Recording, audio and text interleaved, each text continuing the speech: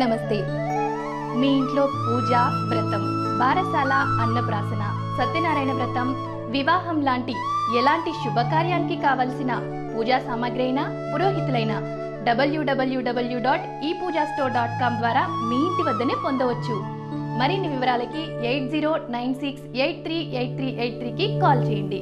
తులారాశి వారికి ఈ వారం ఎక్కువగా అనుకూలమైన ఫలితాలు గోచరిస్తున్నాయి. కాలికి బలపం కట్టుకొని తిరిగి కొన్ని కార్యక్రమాలు విజయవంతమైన పదంలో నడిపించగలుగుతారు. మీ మీద ఉన్న బాధ్యతలను విస్మరించడానికి మీ అంతరాత్మ అంగీకరించదు. మీకెన్ని ఇబ్బందులు ఉన్నా సరే పెద్దవాళ్ళని, వృద్ధుల్ని చాలా గౌరవంగా చూసుకుంటారు.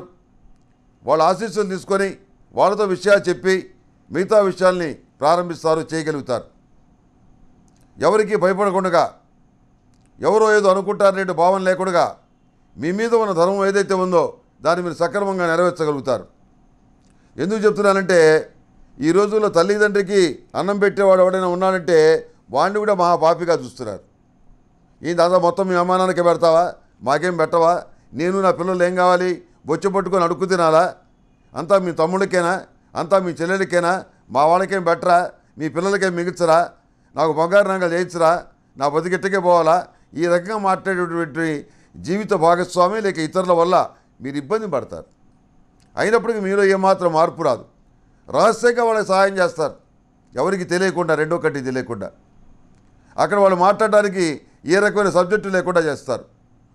ప్రతి విషయంలో కూడాను చాలా జాగ్రత్తగా, సందర్భానుసారంగా మాట్లాడి, చమత్కారంగా మాట్లాడి అనేక సమస్యల నుంచి బయటకు వస్తారు.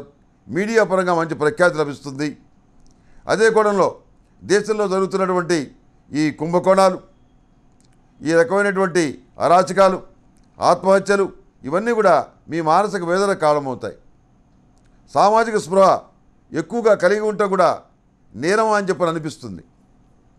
కానీ ఒక మనిషిగా మీరు స్పందించిన భయం ఏదైతే ఉందో అది మీ మనస్తత్వానికి అద్దం పడుతుంది. దొంగ స్వామీజీల్ని, దొంగ బాబాల్ని, దొంగ గురువుల్ని నమ్మి నష్టపోయే అవకాశం ఉంది. వాళ్ళ విషయంలో చాలా జాగ్రత్తగా ఉండండి. అందులో ఏమాత్రం మార్పు లేదు. ప్రతి విషయంలో కూడా ఆచితూచి నిర్ణయాలు తీసుకోండి. తప్పకుండా ఈ వారం మంచి ఫలితాలు మీకు సంప్రాప్తిస్తాయి. శని రెట్రాగ్రేటివ్ మళ్ళా వెనక్కి వచ్చాడు. ఏలినాడు శని మళ్ళా ప్రారంభమైంది, కొద్ది కాలం వరకు ఉంటుంది. అందుకని 8 శనివారాలు సరిగ్గా తైలాభిషేకం చేయించండి. అదే మంచి ఫలితాలు తప్పకుండా వస్తాయి. ఏలినాడు శని దుష్ప్రభావాలు లేకుండా చూసుకోండి. శనేశ్వర స్వామి వారి దగ్గర నలుపు ఒత్తుతో దీపారాధన చేయండి, మంచి ఫలితాలు సంప్రాప్తిస్తాయి. ఈ రాశిలో జన్మించిన వారికి వైలెట్ కలర్ బాగుంటుంది. అదృష్ట సంఖ్య 3. ఏదైనా పని మీద బయటికి వెళ్ళేటప్పుడు శుక్రవారం కానీ శనివారం నాడు కానీ బయలుదేరి వెళ్ళండి. సానుకూలమైనటువంటి మంచి ఫలితాలు సంప్రాప్తిస్తాయి. ఈ రాశిలో జన్మించిన వారికి ప్రతిరోజు ప్రతినిత్యం కూడాను అష్టమూలికా తైలంతో దీపారాధన చేయటం వల్ల మంచి ఫలితాలు సంప్రాప్తిస్తాయి.